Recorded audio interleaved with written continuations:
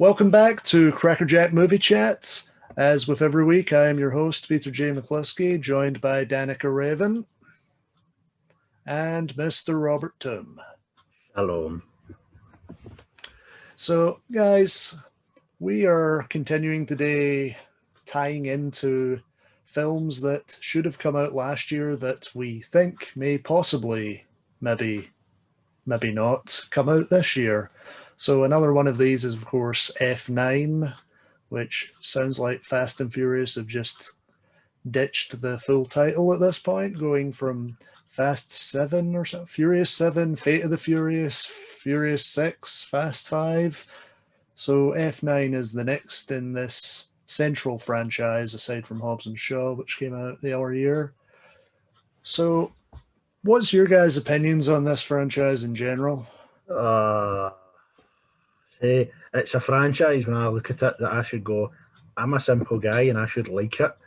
And don't get me wrong, the Fast and the Furious and Too Fast, Too Furious, which is obviously the second one, they're the best in the franchise because it was simple. The first one, I'm sure, is a police officer who's quite good at racing cars is asked to go and investigate a gang that's stealing, is it CD players or car parts from truckers?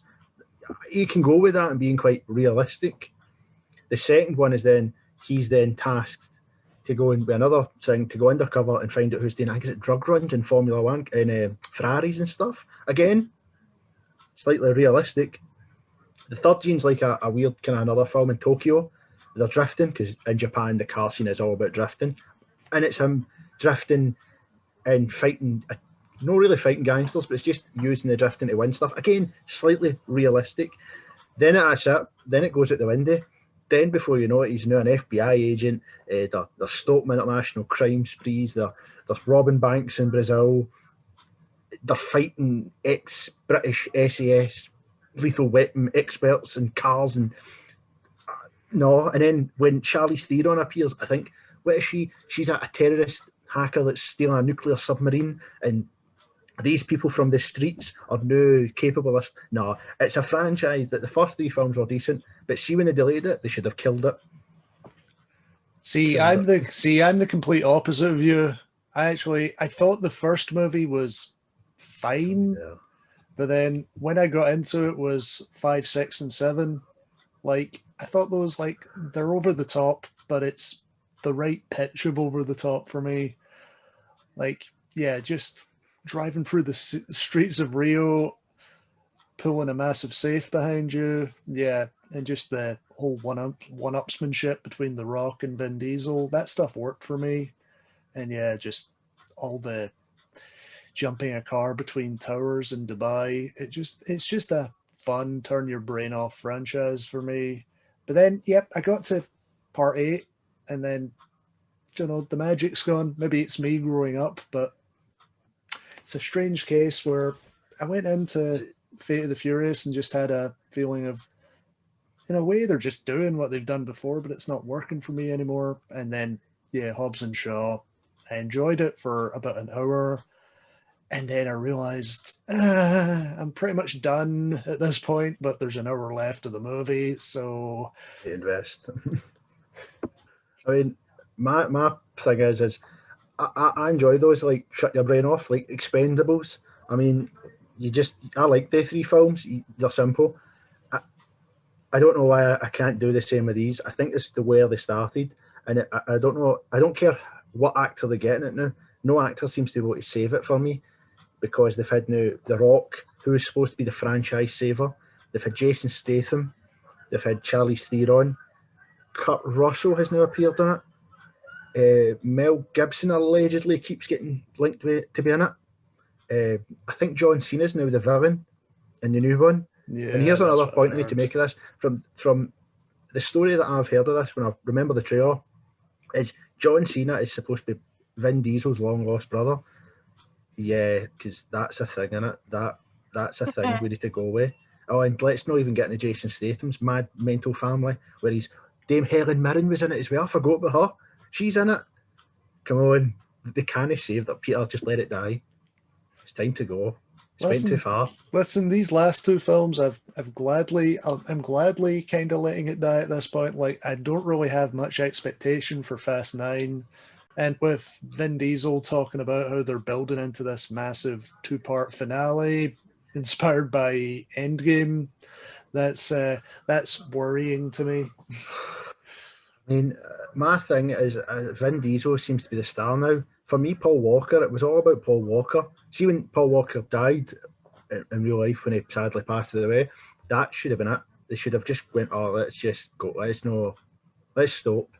Because they don't make sense now. Like, Paul Walker, do you know what really annoys me about the Fast and the Furious, I think, most? I mean, Vin Diesel has gone to look back at his career and go, he's not going to care. He's worth a lot of money. And it's probably the same with Michelle Rodriguez. But these were two people that were going to be like, really big, but really well respected. You know, Steven Spielberg talks about Vin Diesel should have been directing now. And Vin Diesel is actually quite a good actor. And I think Michelle Rodriguez, she was like the new female badass. She was, for me, she's the original kind of female badass. Obviously not count Sigourney Weaver.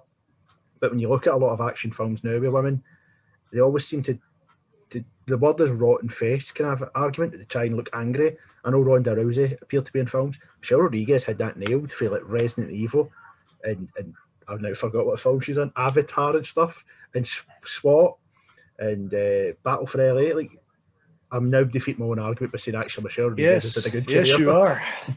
But she ruined it with sticking in this, because I would happily get rid of this franchise, and I bet you Michelle Rodriguez would have been in a lot more, and so would Vin Diesel. Like you say, Seven was a good ending for Paul Walker's character. Like, they did the best with what they had, and yeah, that was the last one I really enjoyed.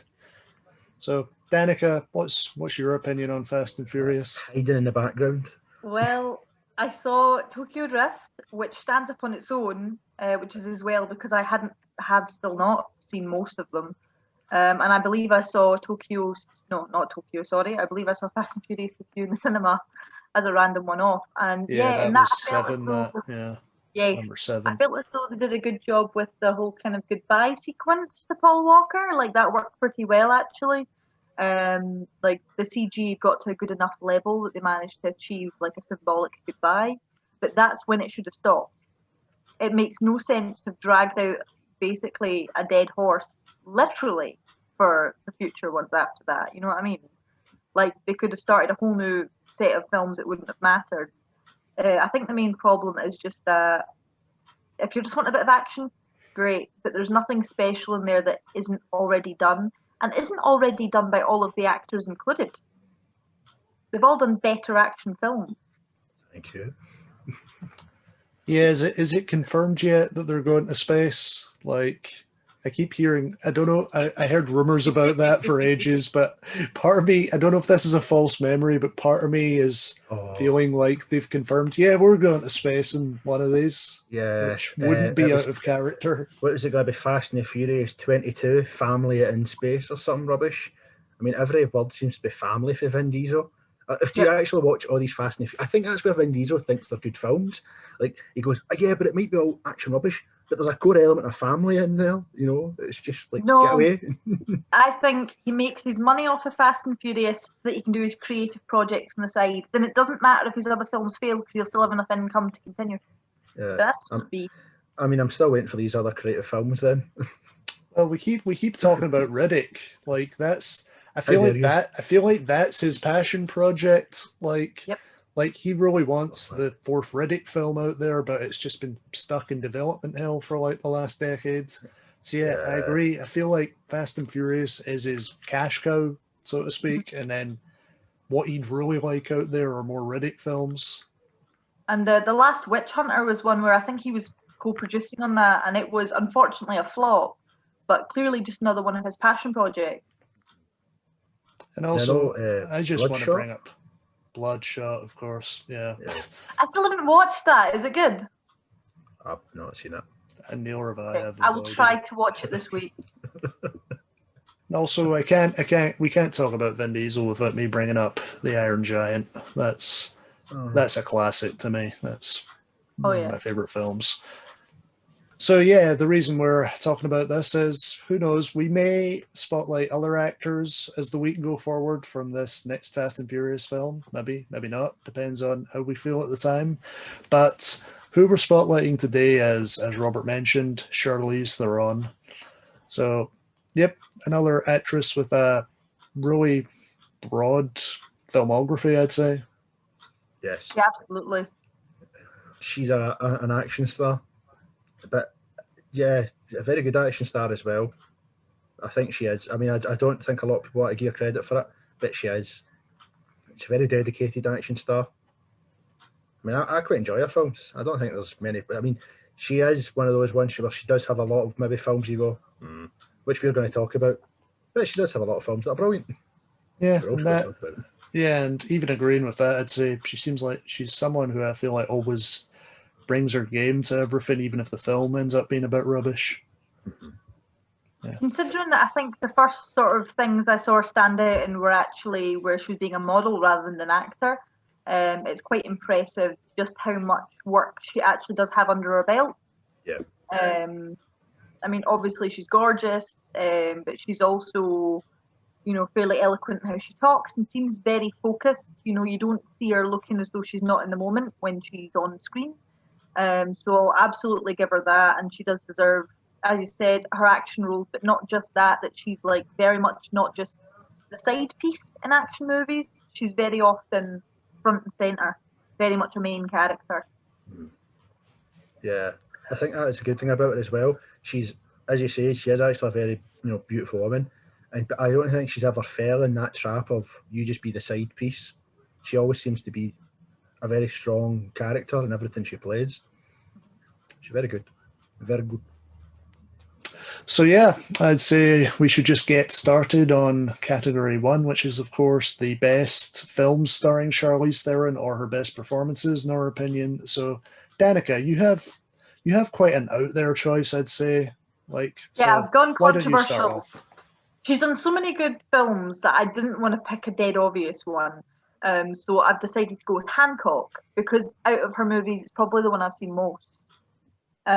So spoiler alert to anyone who hasn't seen it, I'm just cutting right in there because her character does come across as a side piece at first, but has so much more going on and turns into a main character as the film goes on.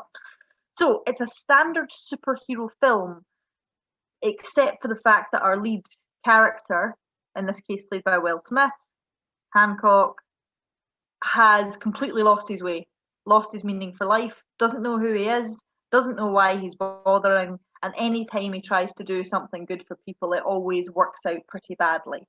So he's a bit more of an everyman than your standard kind of patriotic Superman or Captain America type character. He's very down in his luck, has a bit of a drinking problem, and then in comes our other sort of male lead, who appears to be the second main character at first, which is Jason Bateman, who's there to try and save Hancock's career.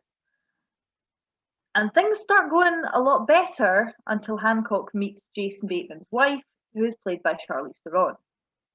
So this is where the spoilers come in, for anyone who hasn't seen it. So skip ahead if you haven't. So of course, it turns out that she herself is from the same race of, I think it's angelic kind of creatures that Hancock is from, and that they were once a mated pair. But when it comes to their race, if you're together, you're weak, you're vulnerable, and your powers are diminished.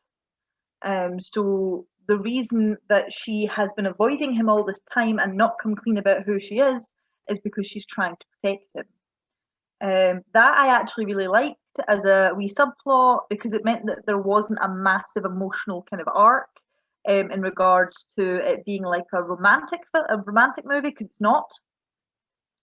But it also means it's got a lot of wonderful mythology kind of going on underneath it, which I think every good superhero movie needs.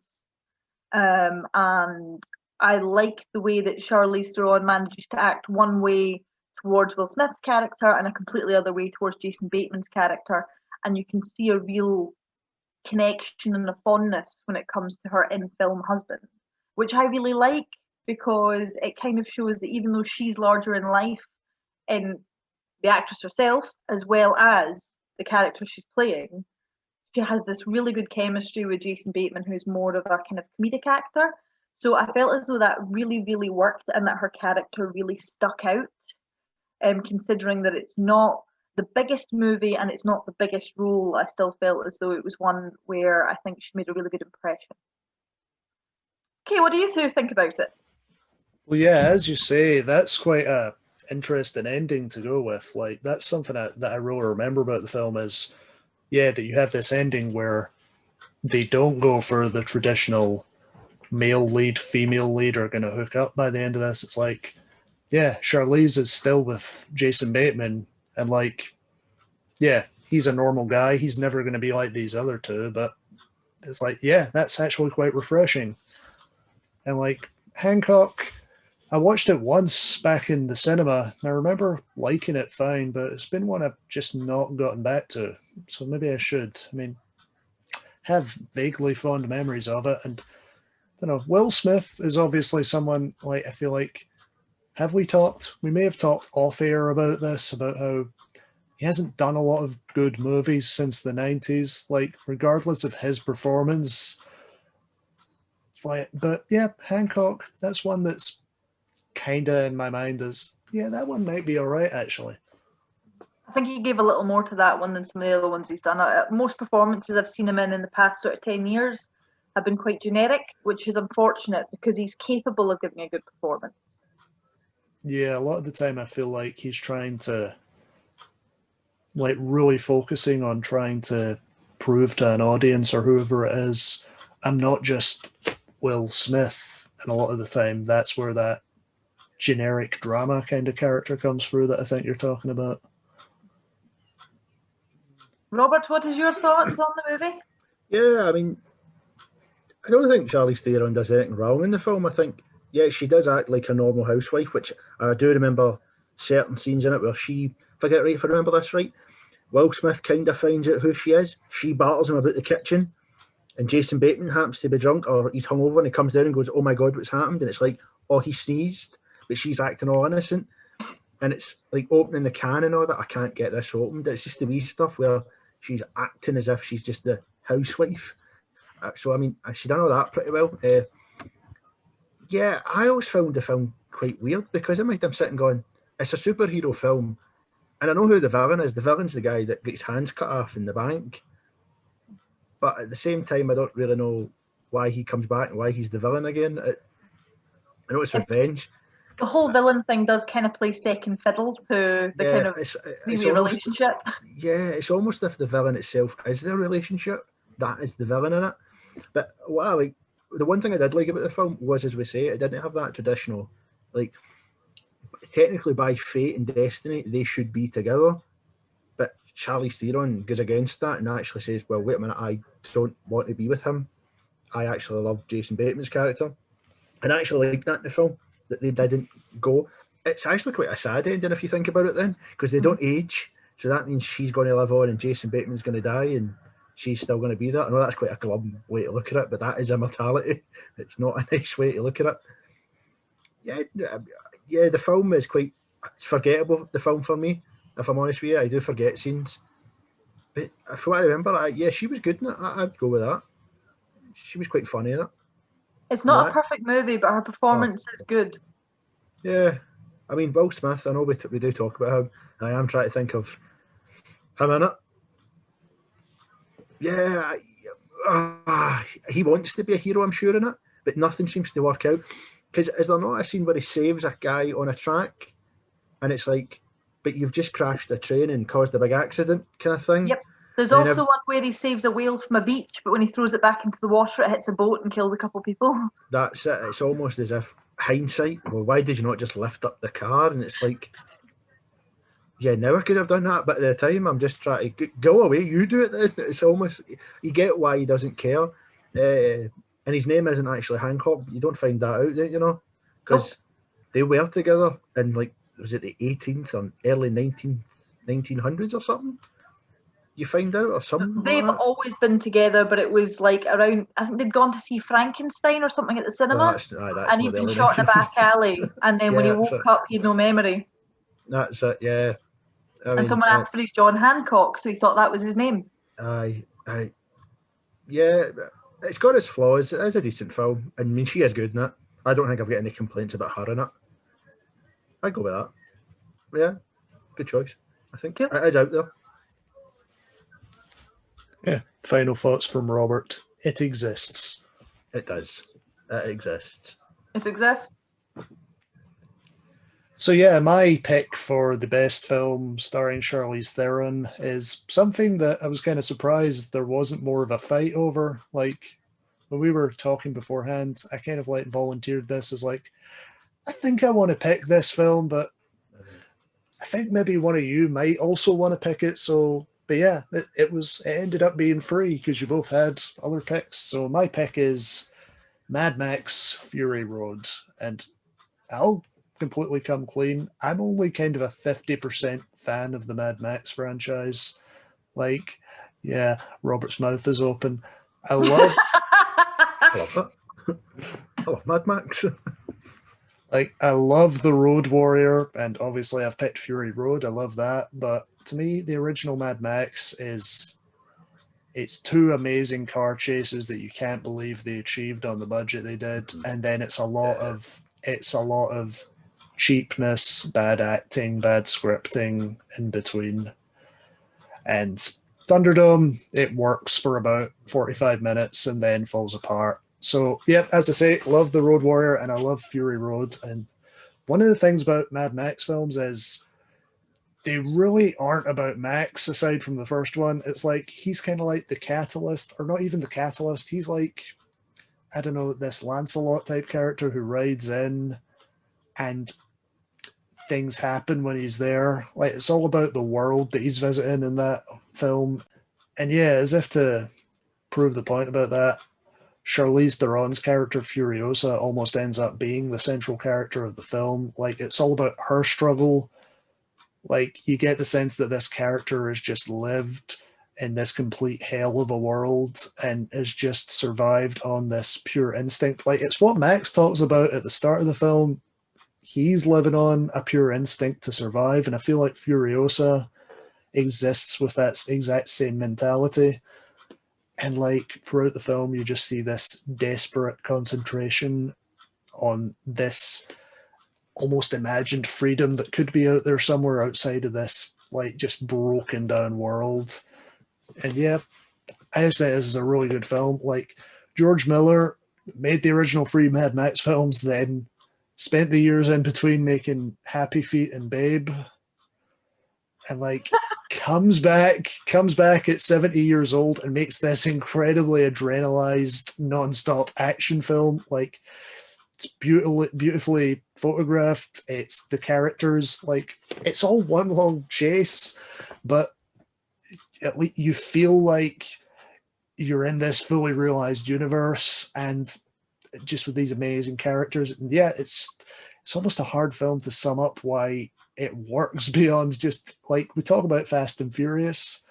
It's like two things that are just fueled on action with very little plots, or in the case of Fast and Furious, very little relevant plot. And it just transcends that entirely. It's just something completely different from Fast and Furious. It feels like this creature that's just being conjured up in a lab or something and just come out as this perfect beast of an action film. So, yeah, what do you guys think of Fury Road? I love Fury Road. I love it. I mean, I love all the Mad Max films apart from Thunderdome. I mean, I do like Thunderdome, but I do wish it didn't exist at the same time. I love the first one. There's something about the first one. I don't know if it is that cheapness that makes me just love it so much. You know, the chief is baldy with his wee moustache and his wee scarf. There's something about the first one. It's got that nice novelty to it. Yeah, but Fury Road's brilliant. It is true. The effects in Fury Road, the special effects, the stunts, and just everything about it. Everything's adrenaline. Like even right at the start when they catch Mad Max and he's running through the corridors, It's just like, you can feel that you're getting chased. I mean, I think they've even casted Mad Max perfectly as well with Tom Hardy. I mean, that was the reason I never thought for it to be my favourite, because I would maybe include it for Tom Hardy because of the way he was in it. He was mysterious and dark and stuff. And you don't know, you never knew a lot about him as well. But Charlize Theron in it was great as well. You know, she was basically infiltrated into a group just to survive, but she really kind of wanted to get back to her own people, and she was tough in it. Like, I feel like she, just to save those, what were they called again, like the breeders or something, to save them, she would have done anything. You know, she basically staked her own life and her own reputation within her group. Because let's be honest, I think if I remember it right, Furiosa has actually a very good platform in Immortan Joe's like empire, if you would. Yeah, she's like celebrated as his. Is the one who like leads these driving missions out into the desert to claim water or bullets or whatever. Yeah, she's basically sacrificed her own position just to save these 5 or 6 girls. I mean, obviously it's for good reason she's saving them. I love it. I feel like it was the film that Miller always wanted to make, just with a proper budget, and now the effects were right, because I feel like Thunderdome was proper money, it was proper Hollywood, and it was proper cack. Whereas now he's got the money, he's got the effects, and he's not really been interfered with so much, and it was just fantastic. Like, you just switch off and just go right into it. And obviously, Immortan Joe is, if I remember rightly, is Toe Cutter in the first. Yeah, same guy. I mean, and then obviously they've done that well, and Charlize Theron's character is actually so popular that I think they're saying that the next Mad Max film is actually a prequel about her. Yeah, starring Anya Taylor-Joy, I'm pretty sure. Yeah, which is quite weird that Charlize Theron isn't in it, which I could go with the prequel, but the fact that Tom Hardy's then in it, I don't know if that's got anything to do with the rumours that you hear that Charlize Theron and Tom Hardy just didn't get on set. You hear a lot of that, but I think that was the type of film it was, because you hear we know they were in the desert for like years, right? We know they almost shot 2 films worth of stuff, right? Yeah, I mean, so you get it because you hear the stories and you hear Tom Hardy's just been, you know, a good person to work with. And the same with her. I just think it was the type of film it was, in the heat, the amount it was filmed, the stunts involved, because apparently Tom Hardy was stuck on swinging things, and the intensity of both characters, because both characters aren't really supposed to like each other. I mean, they try and kill each other. Even the fighting in it's great as well. The only flaw I can think of is that it doesn't feel like a Mad Max film. I would not lump it in with the Mad Max movies because they're cult classic, whereas this is big blockbuster. But the visuals are unreal. See the chase through the sandstorm in the desert. Couldn't look away. The characters, brilliant. The whole thing is so immersive. And like you were saying, Robert, one of the most impressive things about it is the character wanting to rescue those women, because I think in a lot of older movies, it would always be a male hero rescuing the damsels in distress because he's in love with one of them. Whereas in this case, it's a female hero who isn't romantically invested with any of the breeders. She's just there to save them because she's got a decent conscience, she's a real human being, and because she knows it'll be the end of the evil leader, just because he won't be able to have any more of these offspring, all these mutated offspring that he's got, that basically fills up most of his society. So as much as she's trying to overthrow him and trying to bring freedom to the rest of the people that they've taken into slavery, at the same time, it doesn't tell you much about her. She is mysterious and dark and brooding, and as you said, that's probably why they didn't maybe get on in real life, because both of them are playing quite similar characters as well, both dark and brooding and mysterious. Tom Hardy doesn't actually say much in the film, so very much Charlize Theron does have to carry a lot of scenes herself, and the two of them also have to do a lot of scenes without any talking at all, which is a skill in itself. So yeah, I'd say it's as close to a flawless movie as you're going to get. Yeah, sorry, I'm laughing there, but that's just because I've happened to remember the scenes in it. But the two of them they almost are awkward together. I just don't know what it is. I'm trying to think. I've now forgot the scene in my head. Do you know what it is? Sorry, I've now remembered it. It was the film does such a great job of creating this cult society, and it's almost played on the religious side again, how people can use, because I think every good post-apocalyptic film always seems to use religion or creation of religion as this controlling the masses. You know, you've seen it with the Book of Eli, how Gary Oldman's character knew that if I could get the Bible, I can control the people. This film seems to do that well, as a Morton Joe has created this, you know, for the war boys, this, I'll drive you into the gates of Valhalla, and that they spray themselves and they're willing to sacrifice themselves and witness me. Yeah, and it's just shiny this, and chrome. Yeah, and it's even that scene, I think the best way, in the trailer, and it's in the film, and every time I think of this film, it sums it up. It's the chaos of it all, the storm's coming in, there's cars blowing up, and there's just some guy going, what a lovely day, what a lovely day. Like, that scene sums it up. Nicholas Hoult, that's who the character is. It sums it up. It's what a lovely film for the family. In all seriousness, like, Got everything. I love it. it's violent as hell, but yeah, watch it with the family. Get them in there. Get them educated for the apocalypse. So, Robert, Yes, what is your pick for the best Charlize Theron film? Well, my best is Atomic Blonde. Now, I've went with Atomic Blonde. However, what I will say is I was going to go with Monster. And a Monster, I think, as most people would say, is actually her best performance, for she won an Oscar in it. The only reason I'm not picking it is I haven't seen it. And I think we're all the same. We haven't seen Monster. No. If any, I don't know the story of it. I know, Danica, you kind of roughly know about a serial killer. We'll not go too much into that, but we're just putting that out there in case anyone's watching this going, why has no one said Monster? She won an Oscar. I am saying it, but I haven't picked it, so I can't pick it. There you go. I've picked Atomic Blonde. I'll just make my notes on my phone. I've upgraded. I love this film. It's the action sequences are fantastic. So it's basically, I mean, it's like typical Cold War 80s spy thing.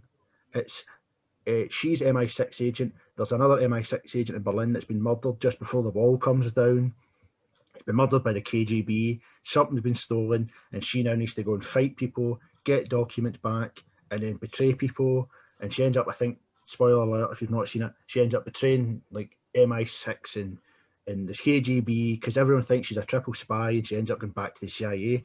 I mean, and the storyline is actually just okay, and this isn't the reason I'm picking it. It's, as I've said, like, the action sequences are fantastic. I mean, the best thing about this is the fight scenes, because they pick on her frame, because she is quite a tall woman, but she's not massively built, so she could say she is quite slender, and they use that perfectly. She's not going to get in a fight with someone who's massive just with her fists. She'll see our environment, she'll use the environment. She uses a lot of judo throws. They've got that perfect for just the way she's built. It's almost very much like John Wick in the way everyone praises John Wick's for fighting scenes being so well done. This is the exact same. The photography is fantastic as well. It seems to get that feeling of like 80s Berlin, although I think there is a weirdly blue tinge to it. I don't know if that's so they can go blue tinge and neon, because now everyone thinks the 80s is bright and colourful, but it seems to get it quite right. And we're going to have to go back to the Fast and the Furious films here, right? Here's my problem. It's fast film. That Atomic Blonde is such a fast film, but the editing works and the storyline seems to get you with it. Whereas most of the Fast and the Furious films, they seem to be edited by someone that's out there nutting coke. It's just, we'll have this, we'll hear something, oh, there's a car. This seems to make sense. It's like she'll fight two people and it's the typical, there's another big person, but it just seems to go, yes, fight her. I mean, yeah, and John Malkovich, who's that Scottish actor? His name James McAvoy. James McAvoy. Nowhere near John Malkovich. He's in it as well, but Charlize Theron steals it. I mean, for me, this is the film I say she's an action star. And there is talks she's producing and going to star in another Atomic Blonde 2. And I mean, I'm in for that. I would like to see where that goes. It's not really much. Again, the storyline is pretty bland. It is just a typical spy film. It's the action and the photography that gets you into it. Just proves that, as I say, she is an action star. I love it. Yeah, and you mentioned John Wick. This was, of course, directed by David Leitch, right? Who co-directed the first John Wick. And yeah, it's always talks about a crossover at some point. Like, I think the Leitch Ooh. and Chad Stahelski have maybe said, yeah, like if we can think of a good enough story, we will probably do it at some point. Yeah, which I have to be honest with you, I've still not got around to Atomic Blonde, but it's one that's like always right at the top of the list because I love the John Wick films, and this just seems like it fits right in there. I mean, it was the trailer that got me. If I remember the trailer, it was all neon, and I'm sure it was playing I can't remember the song now, but the trailer got me, and then the trailer was exactly what I wanted from the film. As I say, storyline, if you're into big storylines, it's okay. But if you're into, like, the John Wick film storylines are okay, but you're watching it for the fighting and the shooting and the action, this is it. It's perfect. Plus, I think one good thing is most films, when they do the 80s, seem to over 80s it. You know, big shoulder pads and all this. This just gets it perfect. Perfect. Love it. Simple. I also haven't seen it, but it's one that it sounds like I'd be right into. As you say, there's all these different action movies out there, but if the visuals are good and there's something a wee bit special about it, something in the style or in the performances, then that's what puts it a cut above the rest, and it sounds like it's one of those movies. Yep. And in terms of female leads action films, I'd say this is one of the best. And again, I'd argue right now she is probably one of the best lead action. Everyone seems to go, let's make an action film. Oh, how about Scarlett Johansson? I'd have Charlize Theron in it. So yes, as per usual, we have to do our duty and also acknowledge what we think are the worst films and performances by Charlize Theron. And Danica, I think you're first here. Okay. Right. Firstly, I have to say that I didn't hate this film, but I'm surely going with it because out of the performances I've seen by Charlize Theron, it's probably her weakest. And not to say it's a bad performance, just that it wasn't as memorable or as standout as many of her other performances. So I'm going with Aeon Flux. So, very futuristic movie. You've had a plague wipe out the whole of civilization, apart from a small number of humans that have survived and are now living in a small dystopian society. So you've got the big corporation running the place, you've got your normal people, and you've got a little rebellion. And the rebellion includes a character called Aeon Flux, who is very much kind of a hitwoman.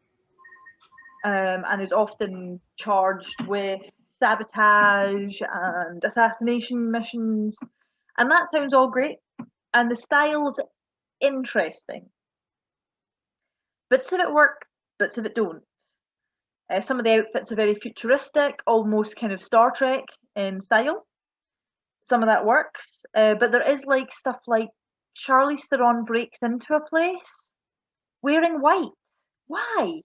If you're trying to be incognito, either wear something that matches the colours of where you're going infiltrating, or wear black so you can sneak around in the shadows, but she's wearing like a bright white one piece that's a wee bit see-through.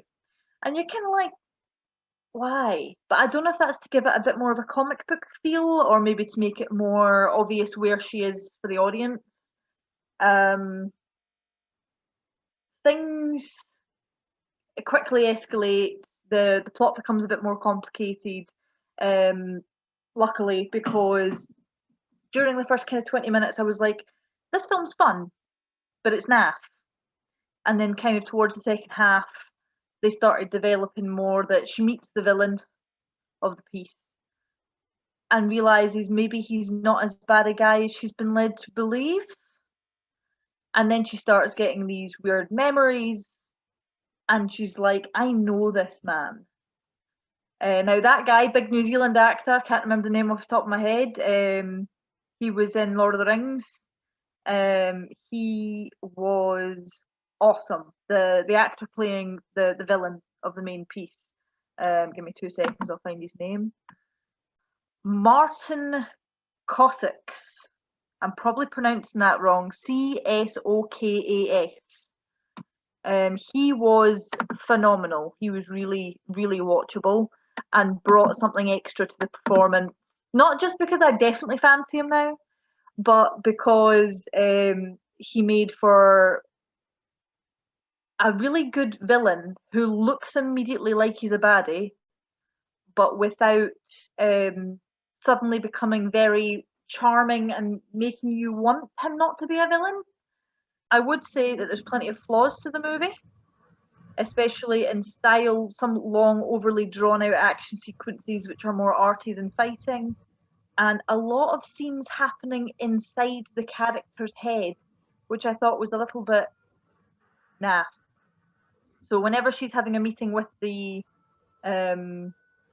sort of other spies, she meets a handler to discuss their missions.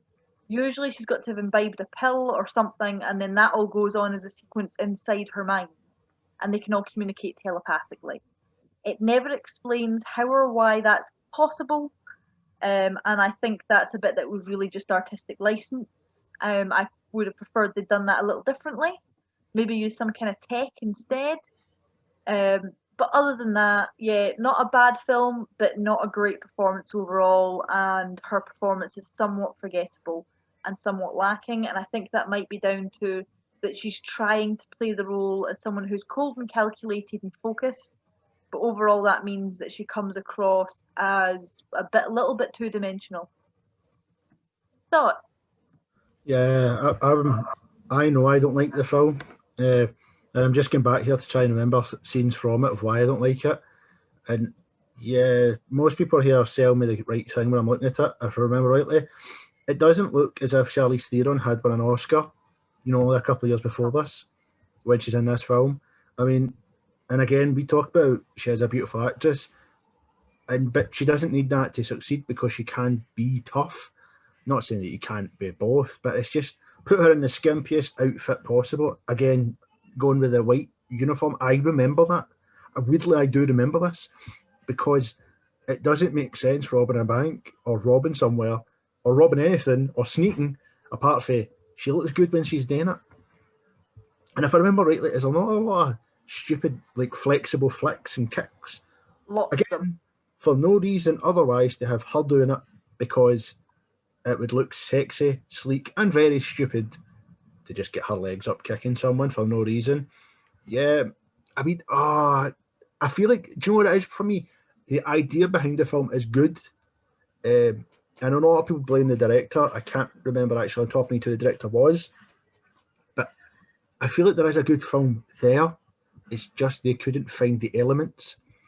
And if I remember rightly, I think Aeon Flux is actually based off an anime cartoon. That would make sense. Yeah, and Yeah, it is, I yeah. think the general belief is most live action things tend to struggle because they debate whether can we get away with what we can do, what anime can do. Because anime, I think, can get away with a lot more. It's well known, CGI and stuff like that. And I just think this is another one of these films that just couldn't quite get there. I mean, I think that's the same for Ghost in the Shell. I mean, I haven't seen that, but that seems to be the kind of same for that as well. Yeah, it's just, it annoys me now. Like, I want to like it, but I just know I don't, and I hate it. Yeah, from my point of view, it seems like just not from having not seen our film, this and Ghost in the Shell seem like almost, both in terms of quality and content, seem like the exact same thing a decade apart. And it's just very similar, actually. Very good comparison. I actually really liked Ghost in the Shell. I would say it's worth a watch, but very similar stylized fighting that's really just to frame the shape of the female body more so than actual fighting. So definitely, I blame anime. Yeah, anime kind of makes. Again, I'm just looking at other things here. I think Rotten Tomatoes just gave it a 9%. I mean, I always say go with what you want with Rotten Tomatoes. They're not always right. I think it did. I know for a fact it didn't make its budget back. I don't think it was far off its budget. I think if the budget was like 60 million, it made 51 million. At the end of the day, it still lost money. Does it go down as a cult classic? Do you think there is a group of people out there that will keep the film going? No, I'm not sure.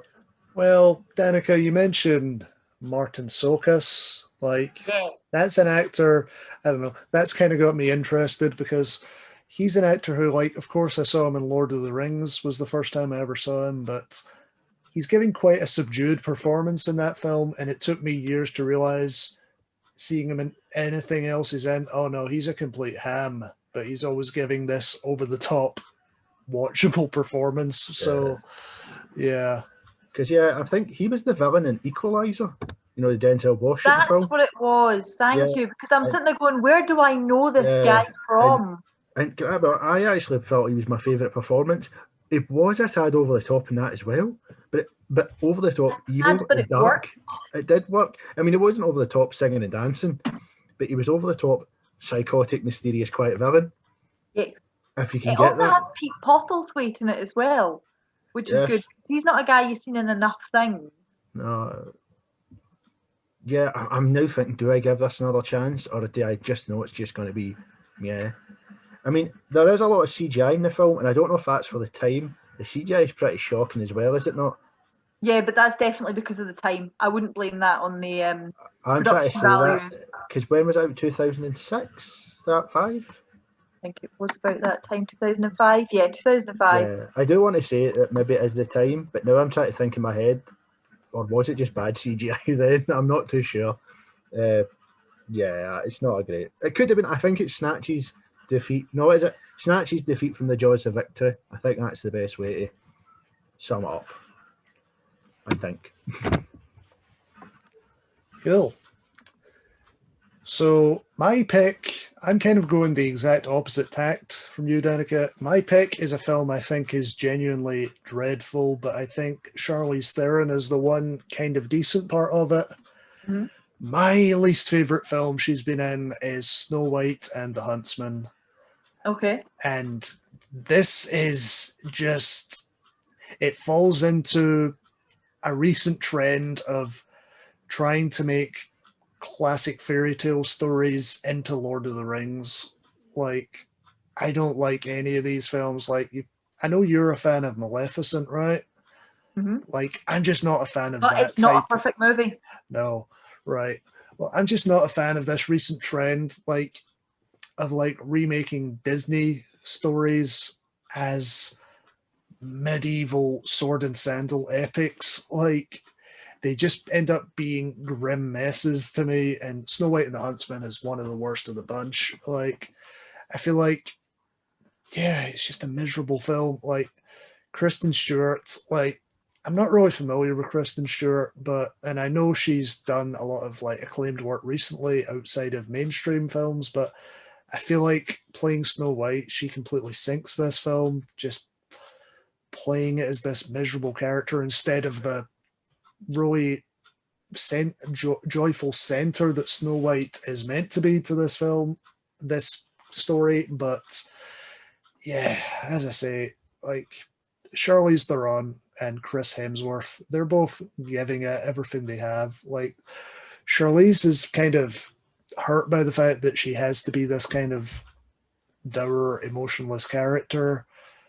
But yeah, I don't know how I can say it anymore. It's just a lot of things feel like they're jumping on the back of Lord of the Rings and Harry Potter, of trying to bring these fantasy worlds to life, but capturing none of the charm of them. And yeah, this is one that just sticks out like a sore thumb to me. I watched Snow White and the Huntsman and Mirror, Mirror within a month of each other. Mirror, Mirror is the light, funny comedy version that has Sean Bean show up in it. It's a million times better because it's light and joyful and you've got that kind of quirky Disney feel to it. Whereas Snow White and the Huntsman, as you say, Kristen Stewart's performance sinks it. Even when they win the day, she looks devastated that she's actually succeeded instead of being excited about it. There's nothing about her personality that makes you think anyone would follow her into a battle, let alone all these dwarves. And Charlize Theron does give it a good go, but they don't utilize her enough in that movie. She looks great in the role. They do some pretty cool sequences with her in it. But for me, as I was mentioned to you earlier, there is a sequel that doesn't have Kristen Stewart. It's got Emily Blunt instead. much better to watch, because they give Charlize Theron a bit more to do, a bit more kind of weird scenes, and she's got Emily Blunt to be up against, which is a far better battle for the characters, but also for the actors. So I would give it not the worst, but not great. Snow White and the Huntsman. I definitely am not likely to watch it again, despite the fact that I think Chris Hemsworth did give it a good go. Yeah, I think that's we've spoke about this quite a lot when we pick films. Are we picking films based on their performance, or are we picking at the film itself? I would go, this is a pretty weak film, but she isn't too bad in. I think when I look back at it, I think and go, yeah, she was meant to be beautiful and evil and try to keep her beauty. I think she played that quite well. Yeah, it's a pretty... I just don't know. I'm still to this day trying to figure out what accent Hemsworth is using. Is he Scottish, or is he Irish, or is he Northern England? I haven't got down that. And I'm sure the casting that's quite stellar as well. I mean, Charlize Theron. The dwarves were all played by pretty cool actors. Like Nick Frost was one of them. Totally wasted. Ray Winston and stuff like that. It's just, and Kirsten Stewart bowled the absolute life out of me. It was almost as if, what am I going to do to save the place? And it's like, here, join me in this battle. We can do this, or not. And let's face it. Like, the trope of the medieval fantasy battle climax, it's something you should only do if you really have a vision for how to do it differently or energized, and not just as an arbitrary climax, which it was in this film, which, it's just... See, even talking to you guys, I'm remembering more I didn't like about the film. I've bored myself now thinking about the film, and I agree, it is much like this. Like the Disney kind of let's make our films live action and popular, even though no one's asked for it. Like Mulan, get away, no one asked for that. Stop it. Yeah, it's similar to how we've talked about the Dark Universe. It's like you're adapting all these classic stories, but you're taking away everything that makes them classic. I mean, it's just like Kristen Stewart, I think, didn't ever come across, or Kristen, whatever her name is, she never came across to me as because I think Snow White's all, is it helpful and innocent and stuff like that? Yep. I argue Charlize Theron is probably the better person in it. She's probably maybe the strongest. Even, in fact, arguably the fella playing her brother, who is in quite a lot, I've actually forgot. I thought he was good in it. But the film itself is weak. I'll go with that. It was a weak film. But the villains were good, which I'm noticing quite a lot now. Weird. Yep. So, Robert, what's your pick for worst then? Yes, righty-ho. I am going for A Million Ways to Die in the West. Now, I am kind of a Seth MacFarlane fan. I used to enjoy Family Guy. I do like American Dad. I did like Ted, even Ted 2. It took me a while to see Ted 2, but I did enjoy it. I haven't watched The Orville. I have seen clips from it. It does actually look quite good. I can't buy into this film. I stand by this film came from a joke, because I know it in Family Guy, he did make that joke of Liam Neeson being Irish in it. Like playing a cowboy but being Irish, and that's almost where this comes from. Because Liam Neeson is in it. And again, this is the weird thing about this. The cast is actually quite good. Liam Neeson playing the villain. But, why is he a villain in it? It's just because he's a bad man. Like, oh, well, boo-hoo.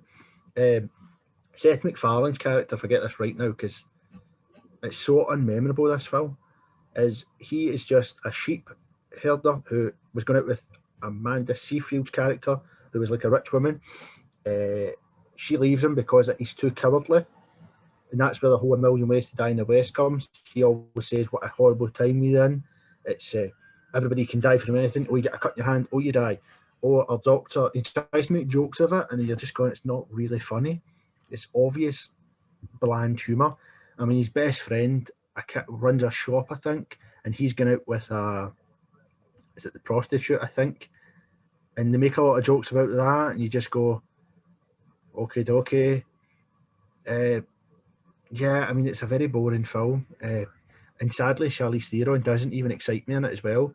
She is, if I remember this now right, she is meant to be Liam Neeson's girlfriend in it.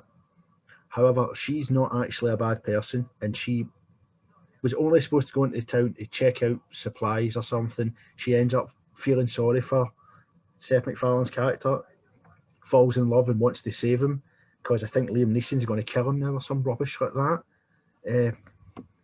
I'm trying to even think of jokes where it's funny, and I can't. There's one good scene in it where Neil Patrick Harris sings about a moustache. That is a funny song. I will go with that. Yeah, that I did, because I constantly do sing that song. That's it.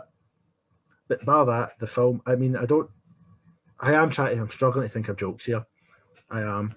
I mean, he talks about, oh, poor doctor, you've got a sore tooth, nail in the head. And you're just sitting going, all right, okay. I just don't feel as if, and Seth MacFarlane is quite funny. He is a good writer.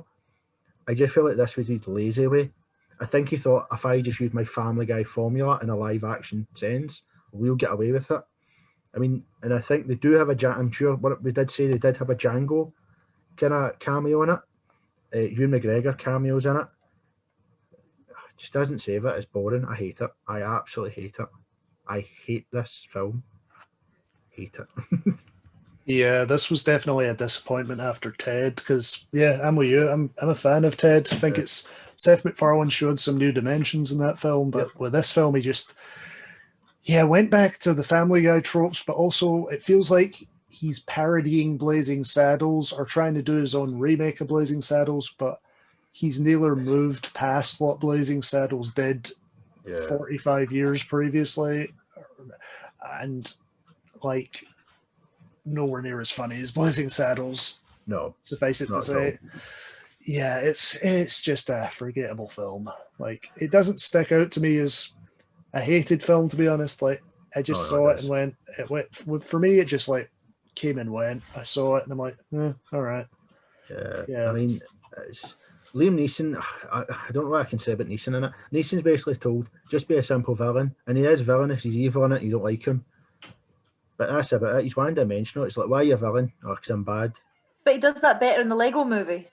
Yeah, it's the copper. Because there's substance to that, because at 1 minute he's good, and the next minute he's bad, and he gets his face rubbed out. I actually feel more for his performance as the security guard in Lego movie than I do in this.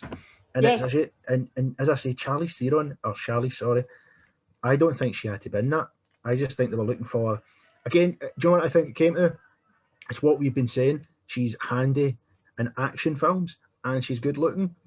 So let's go and get her. It's almost if Seth MacFarlane's went with that formula. Who out there I think he's made a joke of who is unattainable to a guy like, if I play someone pathetic, who's the least likely girlfriend, and that's why they've gone for her. But it means that she's got nothing left to actually do or contribute. No. And I mean, there's scenes in it where she saves him, and they almost go with that joke of, oh, she's had to save you. That's a fine. How do you do? And I'm going, oh, aye, that's funny. And I mean, I do stand by this other point.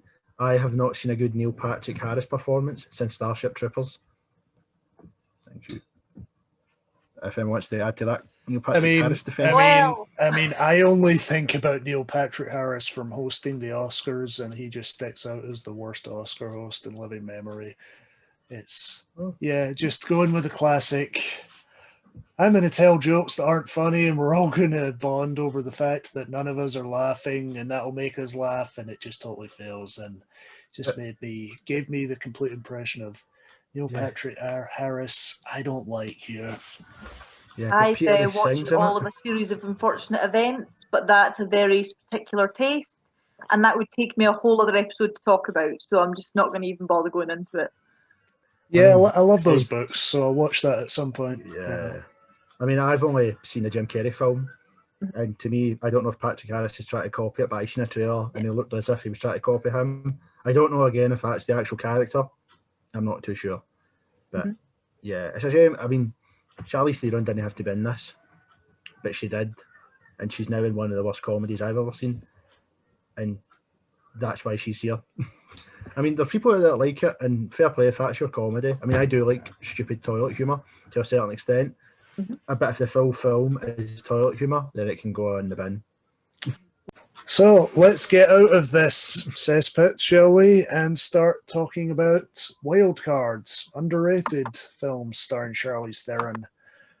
So mine's is quite a wild card, actually. I don't think this is a very remembered or popular film, but it's a film I've always enjoyed. It's the remake of The Italian Job. Now, this is a film that it's one of those films that just, it came out of nowhere for me and I just saw it and enjoyed it. And it's just something I've always gone back to over and over again. And it's one of these cases, I can't think of another film where everyone in that film, Mark Wahlberg, Charlize Theron, Ed Norton, Jason Statham, Mos Def, Seth Green. I'd seen none of those people before I saw this film back in 2003, and I've seen all of those people so many times. Yeah, I just think it's a cool little action film, like good car chases. It's all about, essentially, it's almost kind of it's not so much a remake of the original Italian Job as it is a spiritual sequel, I suppose you'd say, where it starts with a bunch of guys doing a heist and then they're betrayed and left for dead by Edward Norton. And then the rest of the film is about them trying to get their own back on him and steal back the gold. And yep, as I say, just cool cast, good vibe to this film. And yep, everyone here is just giving it their all and just accepting, this is not going to be like a great film, but we're all having fun and we're just going to imbue it with this sense of fun. And yep, it's a fun film. Great car chases. So have you guys seen this? I have seen it, but it was a while ago, and I mean a while ago. Yeah, it's a wild card choice because I don't remember like anyone in it. I forgot Jason Statham was in it. I was actually getting mixed up between if it was Mark Wahlberg or Colin Farrell that was the lead in it. I couldn't quite remember it. Looking back on it, I think Norton's the villain, isn't he? I forget how he is. Yeah. Yeah, is he not a bit fantastical in it as well? Like he's a bit out there. If I remember rightly, it's one of those films. It is a very good wild card choice. Only the fact I cannot remember it to argue with you. Well, for me, it really sticks out because a lot of it is just, as I say, it's seeing these actors for the first time, even though I've gone back and seen some of them in previous stuff since, but a lot of it is just sitting around with them, bantering, and yeah, before the heist, like, yeah, it's just a fun hangout movie, like kind of how Jackie Brown sits in Tarantino's filmography, I'd say, where that's kind of a lot more subdued and just about hanging with the characters than a lot of other films in Tarantino's canon. So yeah, like I say, I don't think this is going to light the world on fire, but it's one I'll keep going back to. Yeah, I mean, it's got the joy of being, I think the original is like a classic. So how it was never going to ever do well, or it was never going to be better than that. I mean, there is nice wee touches to the original. I do remember there being some touches to the original. I think, do you know what? It probably is probably a good film. It's been a while since I've seen it. I've only seen the original, but I do like Ed Norton. We should totally cover him in an episode.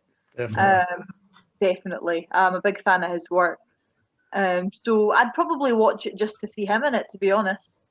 So I'll keep that in mind when I'm struggling to find a movie, because I can't say that I was even aware of the remake. So I'll definitely have to give that a wee bit of a watch and see what's going on in it. Yeah, and if I can talk about Charlize Theron in this film for a minute, like this was like definitely a film where like as I say, never seen any of these people before, so totally blown away.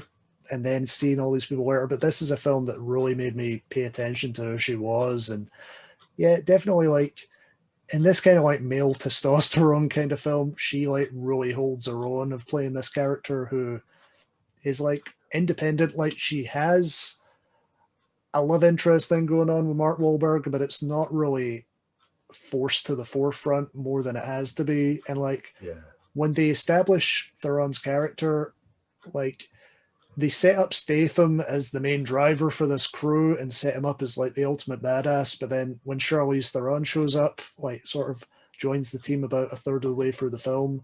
She like totally outdoes him in every way, and it's just really impressive to watch. Mm-hmm.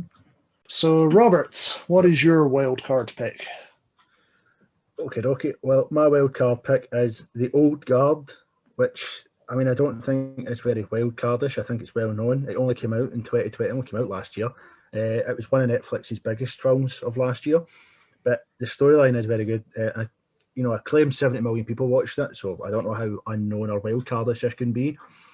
And the film basically follows a group of immortals they're immortal and have been doing tasks throughout history while trying to remain a secret.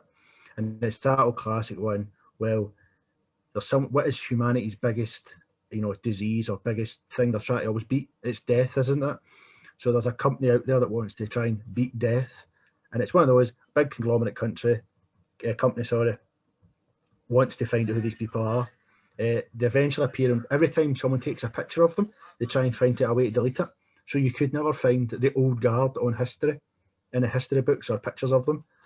And the issues basically come around of Charlize Theron is the leader of this gang, but you feel as almost if there's a passing of the guard, because there's a young American, I think she's a Marine in Iraq or Afghanistan. She's stabbed to death, and then she wakes up later, and it turns out you are chosen. It hits you at random times that you now become an immortal. But there's good in the film because it does play on this thing about immortality not being a gift, and there's a nice bit in it where it's a nice emotional part. It's much like Atomic Blonde for me. The action was fantastic in it. The stunts are great. The sequences are fantastic. It's just a good film. But it also gives you a bit of heart. She tells you of she was born, was it the 1400s, the 1500s? Basically where everyone believed that women were witches. And it tells you that her and her friend both had this immortality gift or curse. And they were both tried and burnt to the stake. And what happened is her friend is put in the water. She's dumped in this iron cage, I think what they used to do to witches. And basically what's going to happen to her friend is she could never ever find her again. And that's why she believes this is a curse, is that her friend's just died, back to life, drowns again, back to life. And this has happened for eternity. And she can never find her. But what happens is there's someone in the group that's betrayed them. This big conglomerate company manages to find them. He's going to harvest their DNA. And that is basically about it, really. It's just, we need to stop this big company from doing this. And then you think it's going to go that way. Well, how can you stop them? They're immortals, right? They'll get shot and they'll just come back and fight you again. Eventually it stops, it tells you.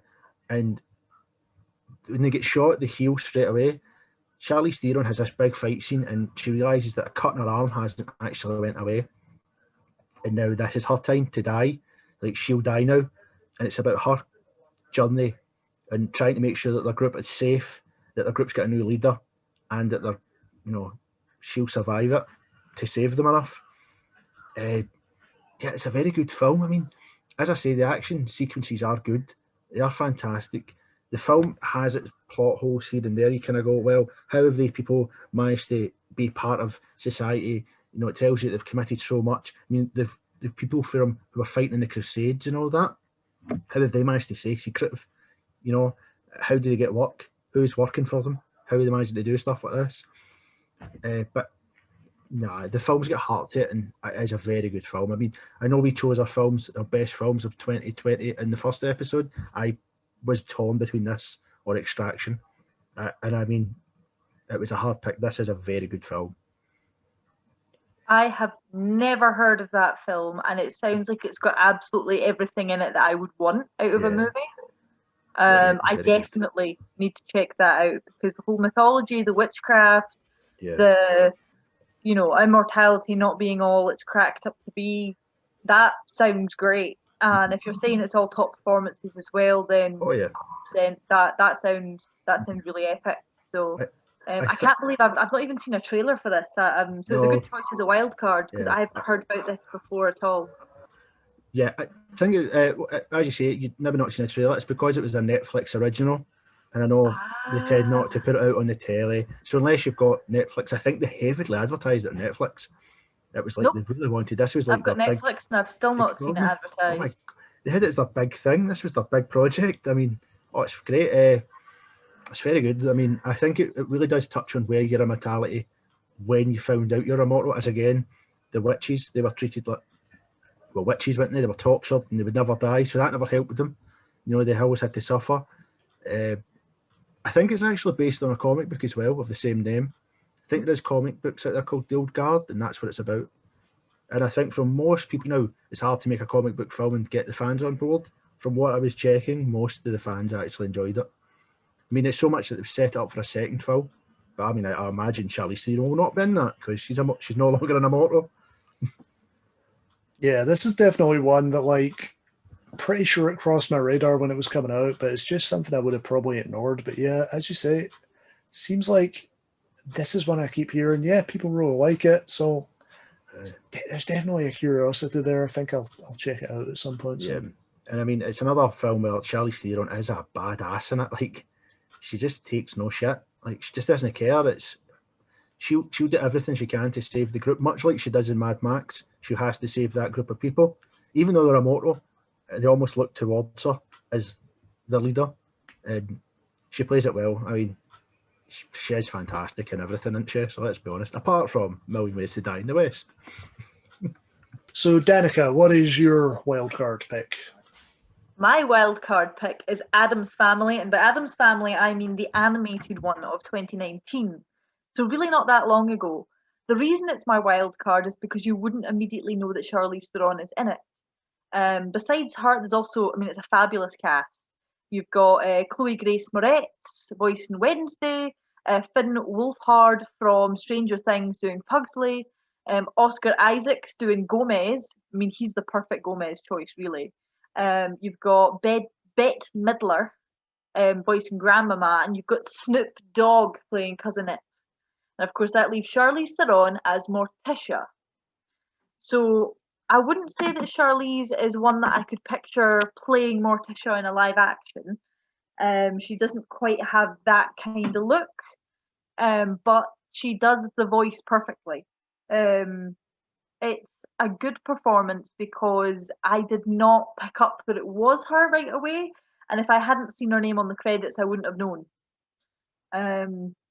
In most versions of Addams Family, Morticia is generally my favourite character, and this is no different. I do love the way that they're done in this one. The sense of humour is a little different from the 1991-1992 movies, but other than that, a lot of it's very much the same feel, but it encompasses some stuff from the original 1966 version, as well as obviously the comic that it's originally based on.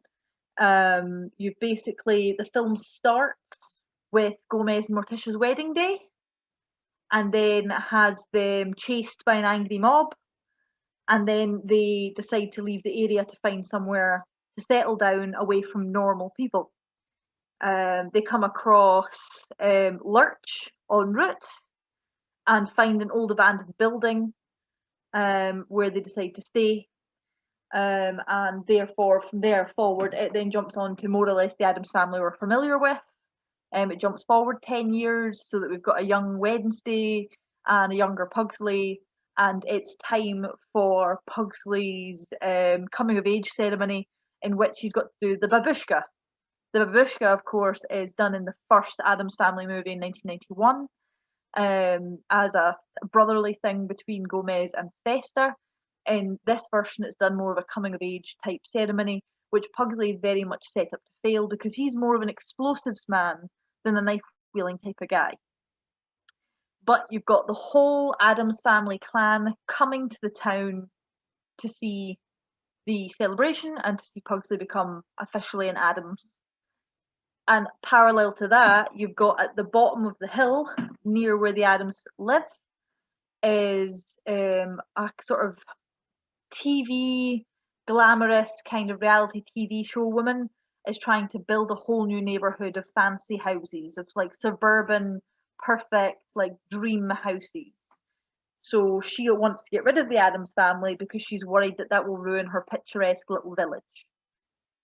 Is it the best version of the Addams Family? Probably not. But did I laugh my ass off the whole way through it? Absolutely. I've seen it in the cinema and I've watched it a couple more times since on TV. If you're a fan of the Addams Family, it's worth a watch, but it is also child friendly, so it's good for as a family film as well. I wouldn't recognise that it was Charlize Theron right away, but she brings a nice, clear voice that very much you take as being Morticia right from the off. So I'm picking it as my wild card. Have either of you seen the movie? No, and I love those '90s movies. Like Yes. maybe that's part of the problem for me. Maybe I just can't acknowledge another version of the Addams Family. Yeah. It doesn't quite live up to those, but it is fun if you're just looking to chill and have something on.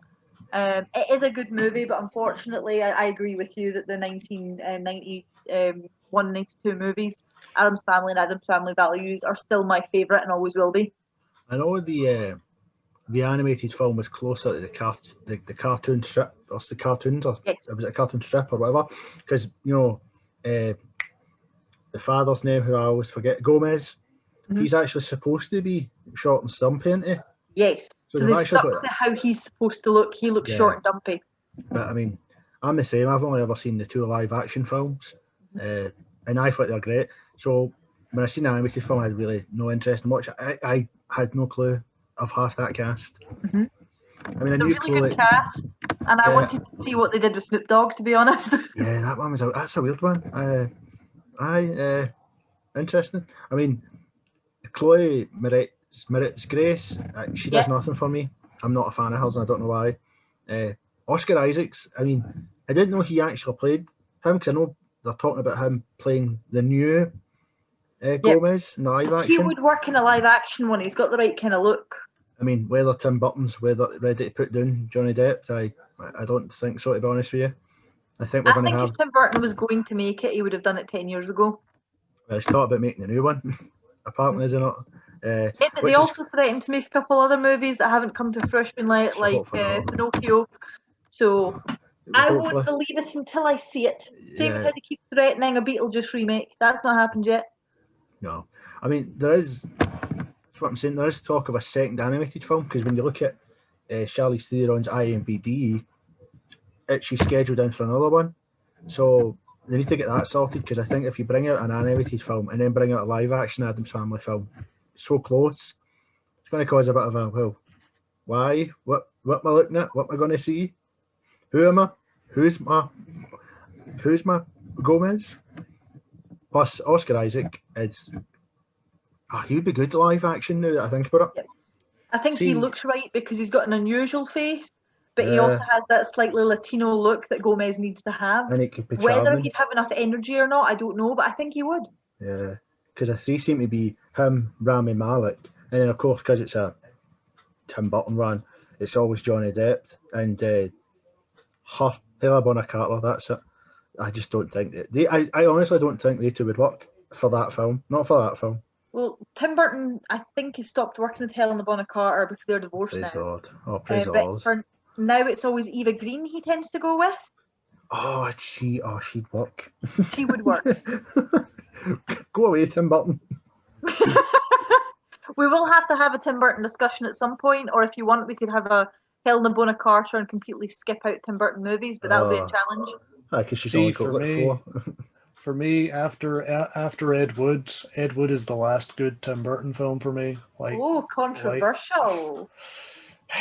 I don't think it's that controversial. I don't think I've seen a lot of Tim Burton films to comment on him. Sleepy Like- Hollow's fantastic. If you I mean- if you have to pick one to watch, that or Big Fish, and almost no one knows anything about Big Fish. And I always get really annoyed when people turn and go, "But you gave us the best Batman films," and I'm just like, "Get away from me." Get They away were from me now. good, but Yeah. I wouldn't say they were the best. But I did love them. They were good for a time. And Tim Burton's I good am for a a Tim time. Burton fan, but I am aware very much of some of his overused tropes. Yeah, So I Johnny wouldn't Depp. recommend every movie. And Johnny I Depp. didn't actually like Edward Scissorhands, but almost every day I know expects me to. I wasn't a fan of that one either. Like, that I film haven't, just I haven't sounded seen creepy. it in 15 years or so, but I just don't remember liking it that much. No, that's a downright creepy film. Yeah, I mean, I've not seen the Addams Family film. I could see how voice-wise, how Charlize Theron could work. Because it could only be voice. It doesn't matter what show it's like. She's See, got a you deeper mentioned- voice, and it is quite a sultry kind of deeper voice, so it does work. I mean, do you think she could play the live action Morticia, or do you think that's just a step too far? See, I know you said you didn't think so, Danica, but for me, yeah, Charlize Theron could work as a live action Morticia almost as well as Oscar Isaac works as Gomez. Like, I'd like to see all of those folk. Maybe I don't know if they bring Snoop Dogg back in a live action version, but yeah, I'd like to see that. She's got the right kind of figure, I suppose, but I'm kind of, I don't know. I don't know if she could pull off the look. I think I'd have to see her dressed in black with black hair to be able to even consider her. I think she's too obviously beautiful, whereas I think Morticia needs to be a slightly more unusual kind of mysterious, like kind of stunner. I mean, obviously, Angelica Houston is a very unusual but quite a handsome lady.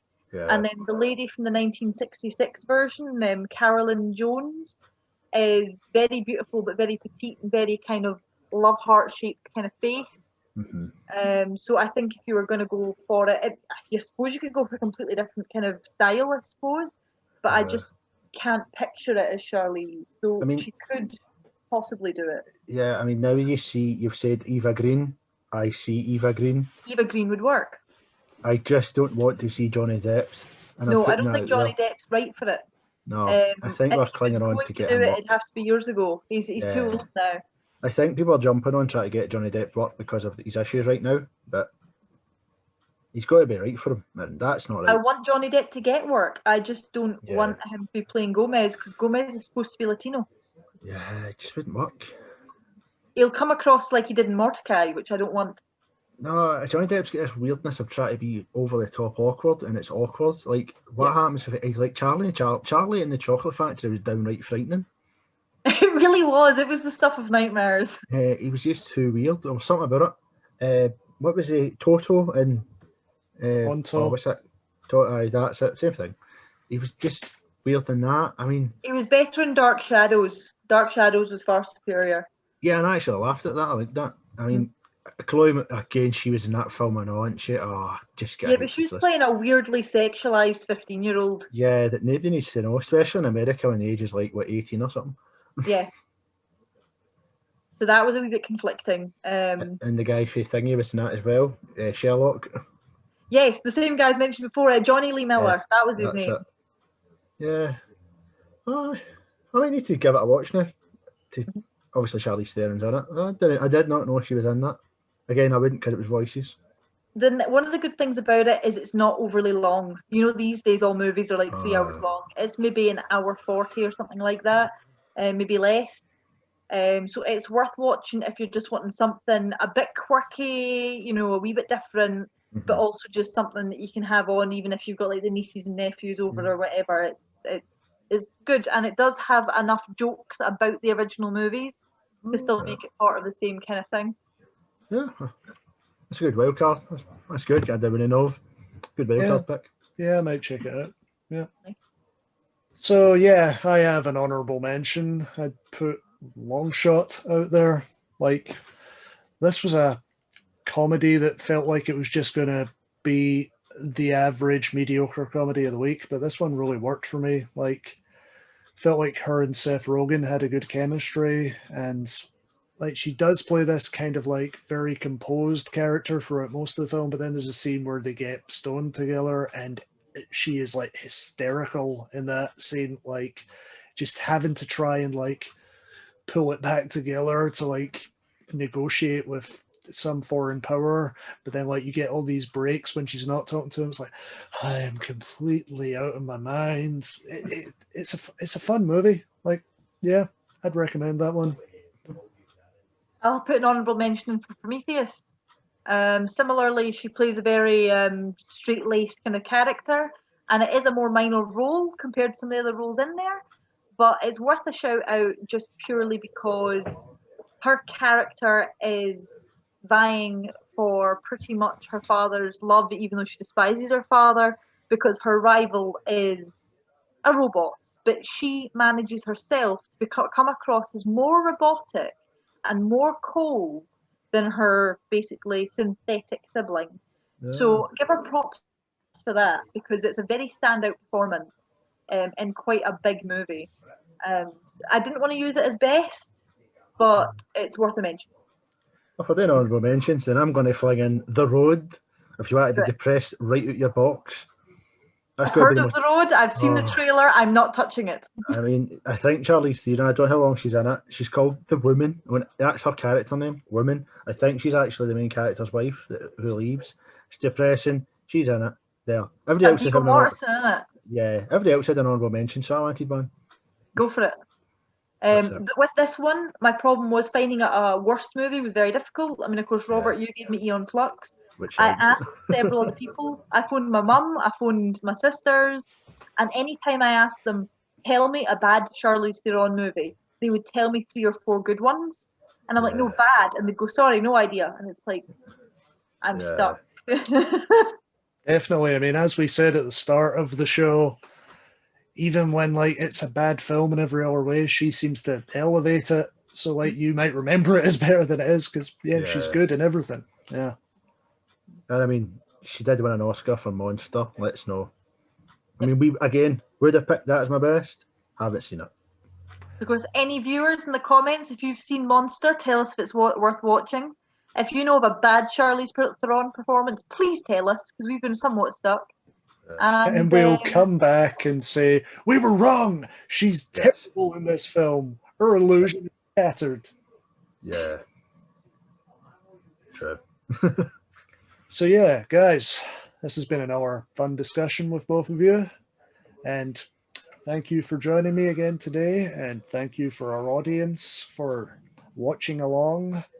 Had a decent response to only the first episode's gone out so far, but yeah, it's been a nice response so far, so we just hope to keep growing the show. So anyone who's out there, like, subscribe, share, get other people in to watch, and we will of course be back next week. So until then, enjoy your week. Bye for now. Shalom.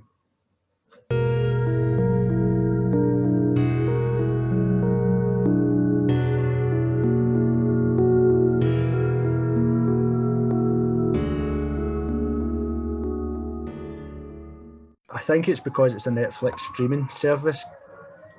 Can you hear the ice cream van? Oh yeah. I did notice that earlier when we were talking. I had to put my hand in the hot soup and I was going. I've munched on video already, so you're all good.